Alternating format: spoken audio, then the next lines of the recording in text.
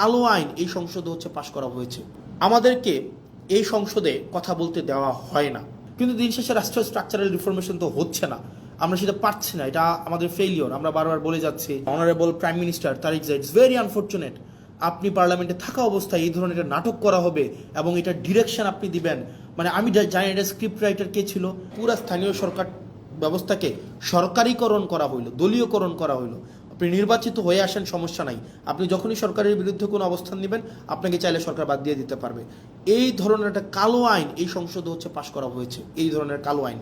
তার মানে মানবাধিকার কমিশন, পুলিশ সংস্কার কমিশন, গুম কমিশন, সুপ্রিম কোর্টের সচিবালয় অধ্যাদেশ, স্থানীয় সরকার রিলেটেড যে বিষয়গুলো রয়েছে, এইখানে বিএনপি যে অবস্থানটা নিয়েছে, এই অবস্থানটা জনগণের বিরুদ্ধে একটা অবস্থান, গণতন্ত্রের বিরুদ্ধে একটা অবস্থান, মানুষের জন আকাঙ্ক্ষার বিরুদ্ধে একটা অবস্থান।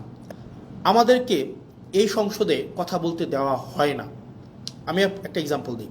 সালাউদ্দিন সাহেব, আমাদের স্বরাষ্ট্রমন্ত্রী, উনি যখনই দাঁড়ান, উনি যেহেতু ট্রেজারি বেঞ্চের মেম্বার, ট্রেজারি বেঞ্চের অর্থাৎ উনি হচ্ছেন স্বরাষ্ট্রমন্ত্রী, উনি যখনই দাঁড়ান যেই বিষয়ে ধরেন, যেমন মানবাধিকার কমিশন বিষয়ে আমাকে সময় দেওয়া হয়েছিল মাত্র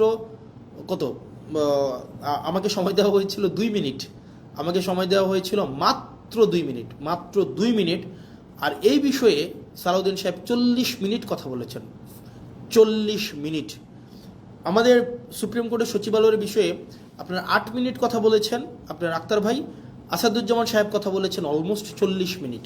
তাহলে ঘটনাটা কি দাঁড়ায়? ঘটনাটা দাঁড়ায়, ধরেন কোনো একটা অর্ডিন্যান্সের পক্ষে আমি 5 মিনিট কথা বললাম, 5 মিনিট, এটার বিরুদ্ধে সালাউদ্দিন সাহেব 40 মিনিট কথা বললেন। 40 মিনিট, আপনি 40 মিনিট, এই 40 মিনিটে উনি যদি কোনো অযৌক্তিক কথাও বলেন, সেটাকে যখন আমি আবার দাঁড়াবো যে ওনার অযৌক্তিক কথাগুলোকে খণ্ডন করার জন্য, আমাদেরকে সেখানে কোনো অ্যালাউ করা হয় না। তার মানে আপনি সময় পাচ্ছেন 5 মিনিট আর সালাউদ্দিন সাহেব সময় পাচ্ছেন 40 মিনিট। আপনার কাছে উনার কথাটাই কি উনি উনার মতো করে মনের মাধুরী মিশিয়ে, মেটাফোর দিয়ে, উনি ইতিহাস টেনে, উনি উনার নিজের ব্যক্তিগত অভিজ্ঞতা, দর্শন সবগুলাকে উনি সংমিশ্রণ করে উনার মনের মাধুরী মিশিয়ে উনি কথা বলতে পারেন। এবং সেই জায়গা থেকে আমাদেরকে সময় দেওয়া হয় 2 মিনিট এবং রিকোয়েস্ট করে সময় নেওয়া হয় 1 মিনিট, এবং যখনই আবার সময় চাওয়া হয় তখন আমাদেরকে বলা হয় this is not Shahbag square, it's parliament, which is very unfortunate. কারণ আপনি একই টপিকে আপনার মানবাধিকার কমিশনের বিলের উপরে সালাউদ্দিন সাহেব কথা বলবেন 45 মিনিট, আর সেখানে আমাকে কথা বলতে দিচ্ছেন আপনি 2 মিনিট। আপনি আমাকে 2 মিনিট কথা বলতে দিচ্ছেন, মানে এটা খুবই আনজাস্টিফাইড। যখন এটারই বিরোধিতা আমরা করেছিলাম, যখন এটাই চেয়েছিলাম যে এটার বিরোধিতা হচ্ছে, তখনই আমাকে বলা হইলো যে this is not Shahbag square, it's parliament. এবং বিএনপি এক ধরনের 2টা কাজে জুচ্চুরি করেছে। মানে it's very unfortunate mister Tariq Zia, honourable prime minister Tariq Zia, it's very unfortunate আপনি পার্লামেন্টে থাকা অবস্থায় এই ধরনের একটা নাটক করা হবে এবং এটা ডিরেকশন আপনি দিবেন।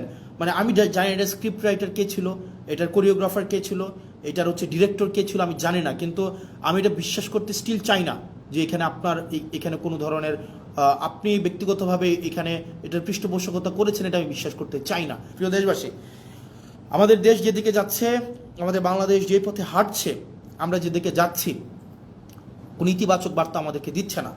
আমাদের যারা আত্মত্যাগ দিয়েছিল, তারা যে কারণে আত্মত্যাগ করেছিল, রাষ্ট্রের স্ট্রাকচারাল রিফরমেশনের জন্য, কিন্তু দিন শেষে রাষ্ট্রের স্ট্রাকচারাল রিফরমেশন তো হচ্ছে না, আমরা সেটা পারছি না, এটা আমাদের ফেইলিওর। আমরা বারবার বলে যাচ্ছি, এবং বিএনপি থেকে প্রত্যাশা আরও বেশি ছিল। তবে থ্যাংক ইউ বিএনপি, আপনারা এই রং মুভগুলো নিচ্ছেন, এবং জনগণ আপনাদেরকে কিভাবে দেখে আপনারা মানুষের কাছে যান, এবং আপনারা যে মনে রাখবেন বয়স আমার মাত্র 27 বছর 7 মাস, ছোটো মুখে অনেক বড় কথা বলছি।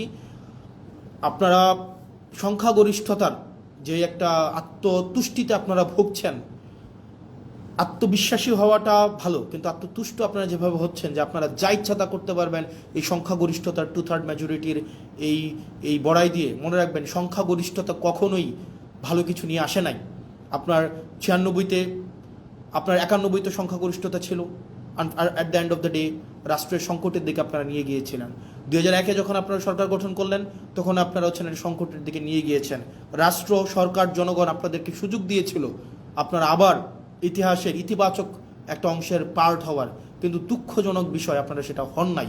এবং আমাদের অনেক এমপিও আছে, বিএনপির মন্ত্রীদেরকে আসলে রাগাইতে চায় না, মনে করে যে এলাকার বাজেট টাজেট বন্ধ করে দিবে, উন্নয়ন কার্যক্রম বন্ধ করে দিবে, তাদের সাথে আসলে সম্পর্ক নষ্ট করে কী লাভ? আবার সম্পর্ক ভালো রেখেও কী লাভ?